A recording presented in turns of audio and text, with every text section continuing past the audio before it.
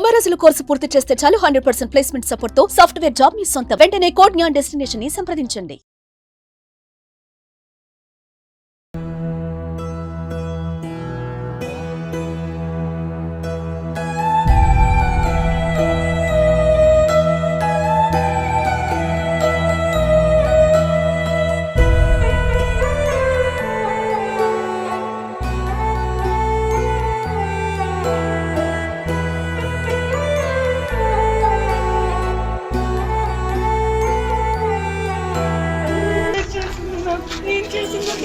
మళ్ళీ డిలీట్ చేసేసి వీళ్ళిద్దరు ఫోటో పెట్టి అవునా అక్క నిజమేనా వీళ్ళ రిలేషన్ అంటే అవునా ఎవరో బయట చెప్పు మెసేజ్ చేసింది 7:30.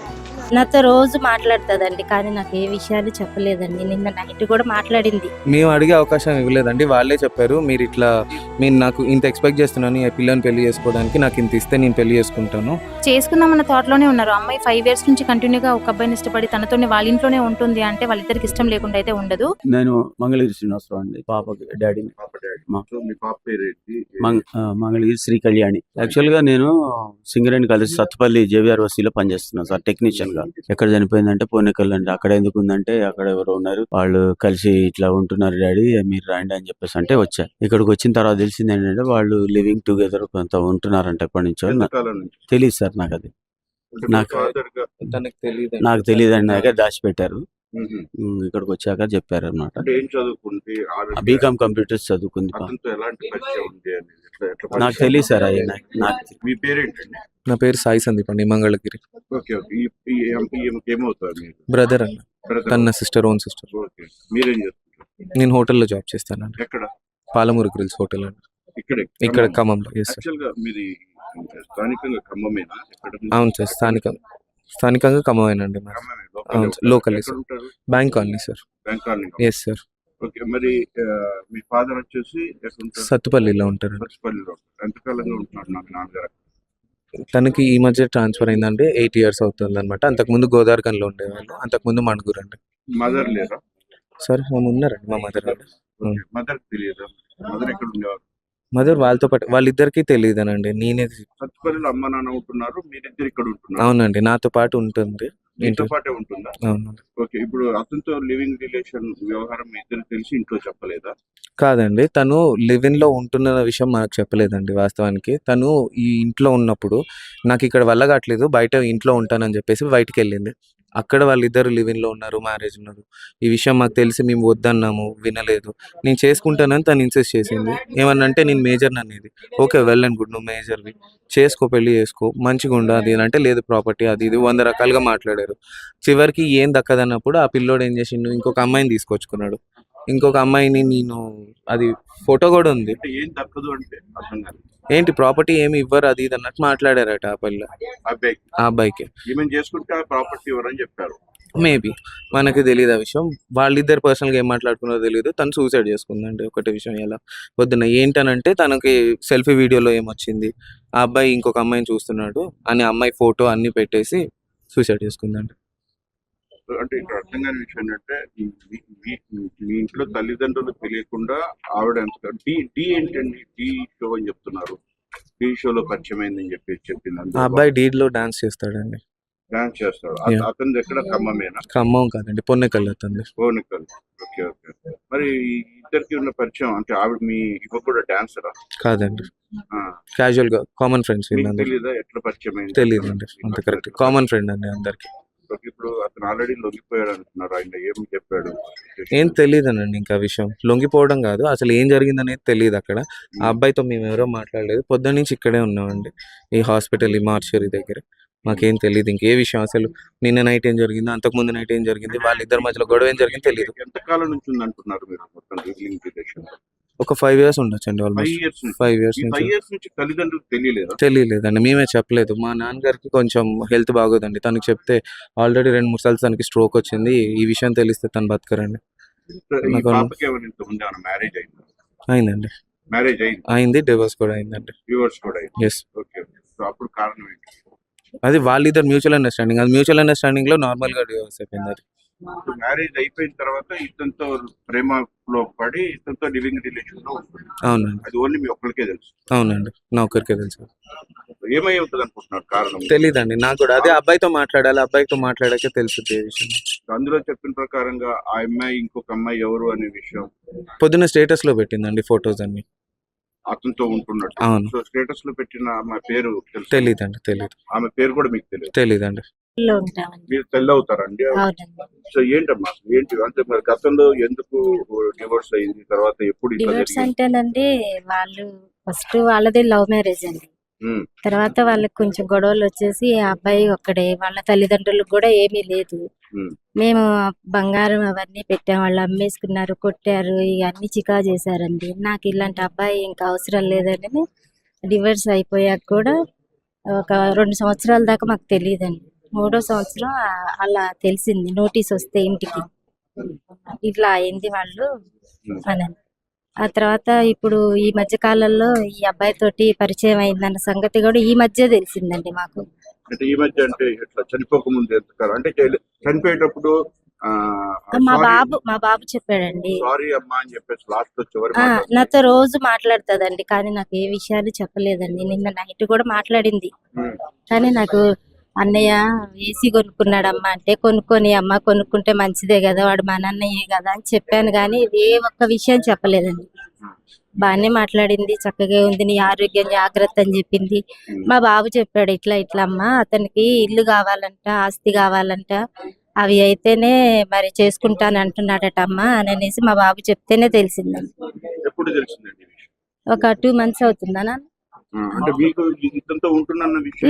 లేదు, ఉంటున్న విషయం తెలియదు. మా ఇంట్లోనే ఉంటుంది, కానీ వాళ్ళిద్దరు బయట ఎక్కడ కలుసుకుంటున్నారో తెలియదు. మా బాబు పాప ఒక దగ్గరే ఉంటున్నారు, ఒక ఇంట్లోనే విడివిడిగా ఉంటున్నారు.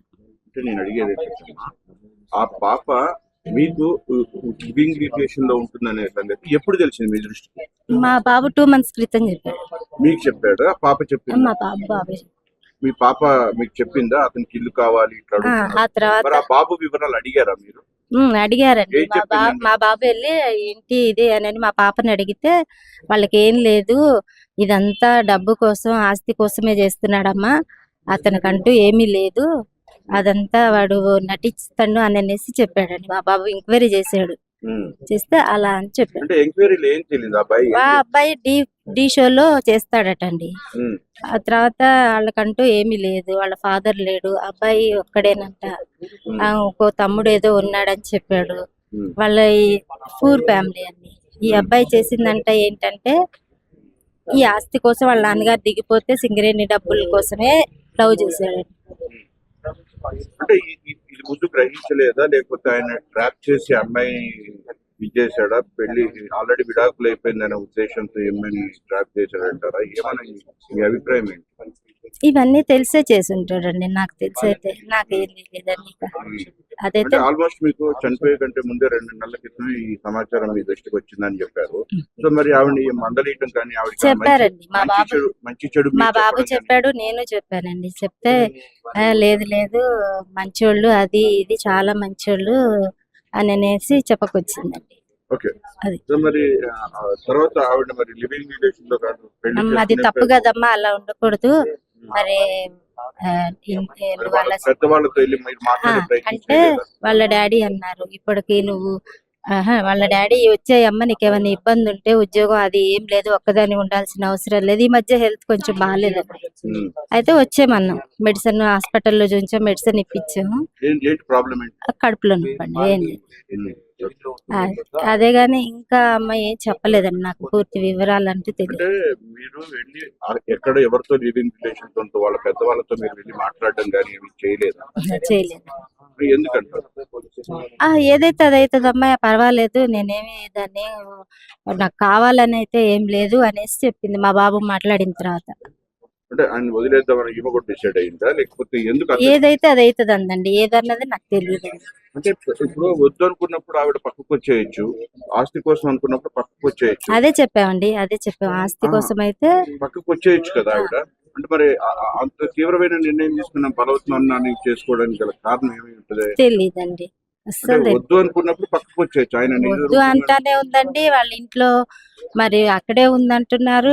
మా అమ్మాయి ఇక్కడ ఉంటుంది, అక్కడికి వెళ్తుంది వస్తుంది, మా బాబు చూసుకుంటున్నాడు అని. నిన్న నైట్ మొన్న కూడా వచ్చాడట, ఇంటికి వచ్చిందంట, బాబుతో మాట్లాడింది. ఫైనల్ గా అసలు అక్కడ అర్థం కాని విషయం ఏంటంటే పాప మీకు ఎందుకు అంటే చేసుకుంటే చేసుకుని ఉండాలి, లేకుంటే వద్దని నిర్ణయించినప్పుడు వద్దనుకుని ఉండాలి. మరణించడానికి అక్కడ ఏం జరిగిందో తెలియదండి. ఇప్పుడు ఆవిడ మరణించిన ప్లేస్ లో వాళ్ళ ఇంట్లో ఎవరో ఉంటారు. వాళ్ళ అబ్బాయి, ఈ అభిలాష్ అనే అబ్బాయి, వాళ్ళ అమ్మను వాళ్ళ తమ్ముడు అండి, ముగ్గురు ఉంటారు. వాళ్ళ తండ్రి ఏం చేస్తాడు? లేరండి, చనిపోయారు. లేరండి, చనిపోయారు. ఆమె తల్లి ఉంది, ఏం చేస్తుంది ఆవిడ? తెలియదండి, తను ఇంట్లోనే ఉంటారు ఇప్పుడు. ఇంట్లోనే ఉంటారు. ఇంట్లోనే ఉంటారు. వెళ్ళి మాట్లాడించే ప్రయత్నం చేసావు? ఆ అబ్బాయితో నువ్వు మాట్లాడని ట్రై చేసావు? ఏంటి మరి కలిసి ఉండేటప్పుడు పెళ్లి చేసుకోవడం కానీ ఇది చేయొచ్చు కదా, ఎంతకాలం ఇలా ఉంటారని మీరు అడగలేదా? మేము అడిగే అవకాశం ఇవ్వలేదండి, వాళ్ళే చెప్పారు మీరు ఇట్లా, మీరు నాకు ఇంత ఎక్స్పెక్ట్ చేస్తున్నాను ఈ పిల్లని పెళ్లి చేసుకోవడానికి, నాకు ఇంత ఇస్తే నేను పెళ్లి చేసుకుంటాను, లేకపోతే అట్లాంటిది ఏం లేదు అన్న సందర్భంలో నేను మాట్లాడడం జరిగింది ఒకసారి గతంలో. అట్లాంటిది ఆ అబ్బాయితో మాట్లాడానండి, అట్లాంటిది ఏం లేదు బాబు, నీకు ఇవ్వడం జరగదు, పెళ్లి చేయడం జరగదు, మీరు ఆ అమ్మాయిని కనుక ఏమన్నా మానిపులేట్ చేసి మోటివేట్ చేయడానికి ట్రై చేస్తే కనుక మంచిగా ఉండదు అని చెప్పి ఆల్రెడీ మేము చెప్పాం. నీతో అతనికి సంఘర్షణ జరిగింది? లేదండి, మామూలుగానే చెప్పామండి, సంఘర్షణ ఏం లేదు, మామూలుగానే చెప్పాము, మామూలుగా మాట్లాడి చెప్పాము, ఇంటికి వచ్చినప్పుడు చెప్పాము అన్నమాట. సరే, ఇప్పుడు ఏం చేయాలనుకుంటున్నారు? ఇప్పుడు ఆ అబ్బాయి ఆల్రెడీ పోలీస్ స్టేషన్ లోనే ఉన్నాడు అనంట. మీరు ఏ విధంగా కంప్లైంట్ ఇస్తున్నారు? అదే ఏది ఉంటే అది, దానికి మాకు తెలిసినంత వరకు వాళ్ళిద్దరు లివింగ్ లో ఉన్న విషయం మాకు తెలుసు కాబట్టి అదొకటి పెడుతున్నాము, దాన్ని పెట్టి కంప్లైంట్ ఇచ్చి తన మీద ఏ చర్యలు తీసుకుంటారో చూద్దాం. ఎందుకంటే నేను చచ్చిపోవడానికి కారణం పలానా మనిషి అని చెప్పేసి మా సిస్టర్ తీసిన వీడియో ఉంది, వాళ్ళ ఇంట్లో నుంచి ఎక్కడైతే చనిపోయారో అదే ఇంట్లో నుంచే తీసింది.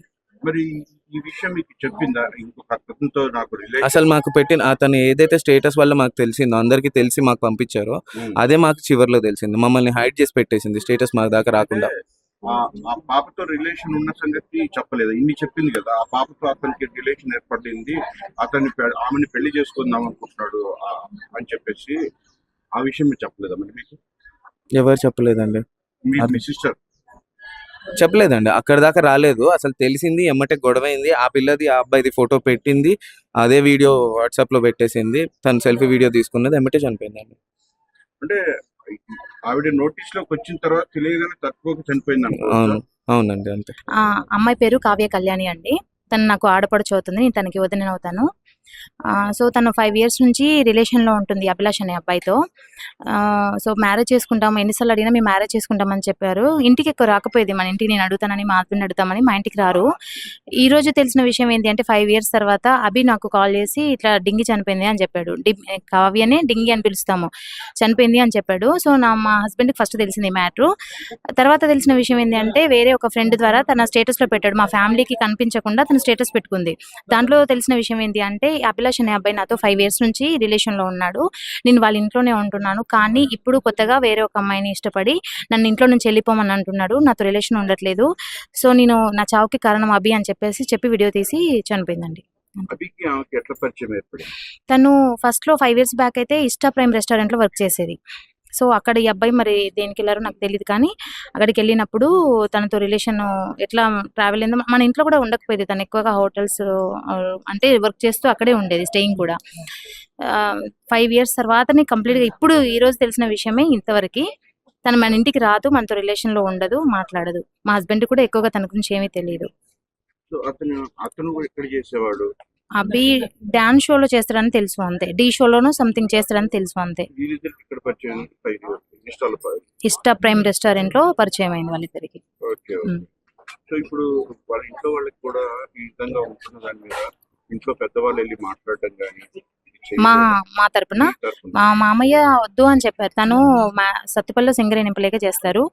సో వాళ్ళ దగ్గరికి వెళ్ళిన మ్యాటర్కి మామయ్య ఒప్పుకోలేదు, వద్దు నేను చేయను అని చెప్పి వదిలేశాడు.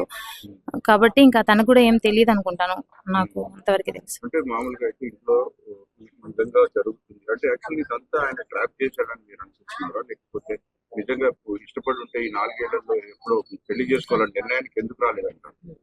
అది నాకు తెలియదండి. అంటే మీ అభిప్రాయం చేసుకుందామన్న థాట్లోనే ఉన్నారు. అమ్మాయి 5 ఇయర్స్ నుంచి కంటిన్యూగా ఒక అబ్బాయిని ఇష్టపడి తనతోనే వాళ్ళ ఇంట్లోనే ఉంటుంది అంటే వాళ్ళిద్దరికి ఇష్టం లేకుండా అయితే ఉండదు. ఆ అబ్బాయి వాళ్ళ అమ్మ, ఆ అబ్బాయికి సంబంధించి అభిలాష్కి వాళ్ళ తమ్ముడు ఉన్నాడని తెలుసు. ఆ 4 మెంబర్స్ వాళ్ళ ఇంట్లోనే ఉన్నారు. మా ఆడపడుచుతో పాటుగా వాళ్ళ ఇంట్లో 3 మెంబర్స్, 4 మెంబర్స్ కలిసి ఇంట్లో ఉండేవాళ్ళు. మామిళ్ళగూడలోనే రూమ్ తీసుకుని ఉన్నారని తెలిసింది. మొన్న రీసెంట్ గా పొన్నెకల్లు షిఫ్ట్ అయిపోయారని తెలిసింది. అంతే. ఆ అబ్బాయి తల్లిదండ్రులు ఏం చేస్తారు? అమ్మ ఉంది. అమ్మ ఇంట్లలో వర్క్ చేస్తుందని తెలుసు. ఇళ్లలో పనికి వెళ్ళిద్దని తెలుసు. అంతే. ఈ అబ్బాయి డాన్స్ షోలో చేస్తాడు. అంతవరకే తెలుసు. మరి వేరే ఆదాయం ఏం లేదు. మరి ఎట్లా పోషించు? నాకు అవేమీ తెలియదండి. మన ఇంటికి ఎక్కువ రాదు కదా, నాకు అంతగా ఏమీ తెలియదు. మామయ్య ఏమైనా పంపించేవాడేమో డబ్బులు పంపిస్తే ఒక 10,000. ఒకటి సందర్భంలో కూడా అన్నారు ఆవిడ దగ్గర కొంచెం గోల్డ్ కూడా లేదు, అవి కూడా ఉంది. వాడేస్తున్నారు అని చెప్పి. అంటే ఇప్పుడు తీసుకొచ్చిన డెడ్ బాడీ పైన అయితే ఏమి కనిపించట్లేదు. వీడియోలో కూడా ఒక నెక్లెస్ అంటే చైన్ టైప్ లో ఉన్నదైతే ఉంది. అంతకు ముందు మా అత్తయ్య చనిపోయారు, ఫస్ట్ అత్తయ్య, మా మామయ్య వాళ్ళ మిస్సెస్. ఆవిడ చైను మా ఆడపడుచుకి పెట్టారని తెలుసు. నెక్లెస్ టైప్ లో ఉంటుంది. అది ఒకటి లాకెట్ తో ఉంటుంది. అది అండ్ చైన్, ఇయర్ రింగ్స్ ఒక జత ఉన్నాయి. అంతవరకే నాకు తెలుసు. మరి చివరిగా ఎప్పుడు మాట్లాడింది, ఎవరితో మాట్లాడింది? నాకు అవేం తెలియదండి. మనతో ఏం మాట్లాడదు. ఈవెన్ ఆమె పెట్టిన స్టేటస్ మార్నింగ్ కూడా మనకు రాలేదు. మీ ఇంట్లో మీ అత్తగారికి కానీ మా అత్తయ్య గారితో నాకు తెలియదండి. వాళ్ళతో నేను నాతో ట్రావెల్ అవ్వరు వాళ్ళు. మా హస్బెండ్కి అయితే మార్నింగే తెలిసింది. తను నాతో చెప్పాడు. నేను వెంటనే అబ్బికి కాల్ చేసి ఏంటి నిజమేనా అని అడిగితే అవును చనిపోయింది అన్నాడు. అంతవరకే. మేము వచ్చేసరికి తను ఎటెళ్ళు అయిపోయాడో లేడు. అడుగుదాం అసలు ప్రాసెస్ అడుగుదామని చూస్తే ఏం చెప్పలేదు నాకు. ఫైనల్ కంప్లైంట్ ఏమి? తను ఏదైతే వీడియోలో చెప్పింది కారణం అబ్బి అని చెప్పింది కదా, అదే మెన్షన్ చేశాను.